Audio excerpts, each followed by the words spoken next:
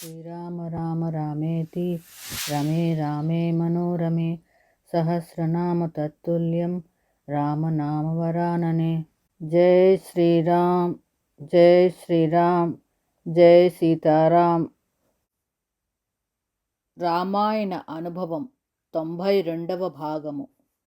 సీతారామ లక్ష్మణులు చాలా దూరం నడిచారు, నదులు దాటారు. అల్లంత దూరంలో మహామేఘంలాగా ఒక పర్వతం కనిపించింది. దాని సమీపంలో ఏకాంతంగా ఆశ్రమం ఎదుట దుమ్ము కొట్టుకుపోయినట్టున్న జడలతో తపోవృద్ధుడు సుతీక్ష్ణుడు రాముడు శాస్త్ర ప్రకారం నమస్కరించి సంభాషించాడు. ఆ మహర్షి కౌగిలించుకున్నాడు, స్వాగతం పలికాడు.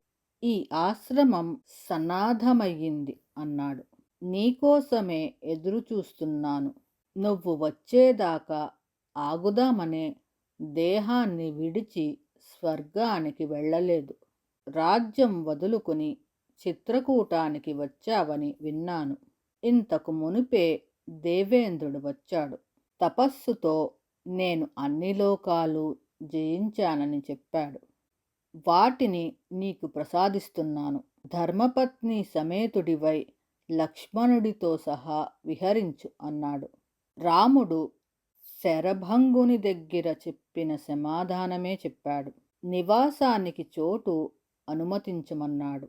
నాయనా, నువ్వు ఈ ఆశ్రమంలోనే ఉండవచ్చు. ఇది అందంగానే ఉంది గదా. అయితే ఇక్కడ మృగాలు ఎక్కువగా సంచరిస్తూ ఉంటాయి. ఇక్కడ కాసేపు అటూ ఇటూ తిరిగి వెళ్ళిపోతాయి. వాటికి ఏ భయమూ లేదు. బాగా ప్రలోభపడతాయి సుమా. ఈ మృగాలు తప్ప మరొక దోషమేదీ లేదిక్కడ. మహాత్మా, మృగాలే అయితే వాటిని నేను సంహరిస్తానంటూ రాముడు ధనుష్టంకారం చేశాడు.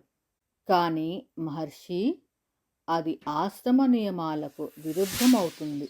మీకు అపరాధం చేసిన వాడనవుతాను.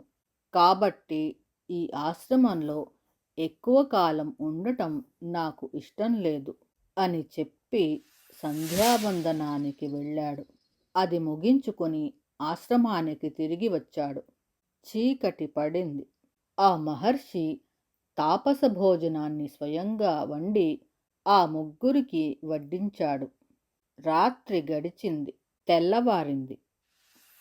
శ్రీరామ రామ రామేతి రమే రామే మనోరమే సహస్రనామ తత్తుల్యం రామనామవరాననే.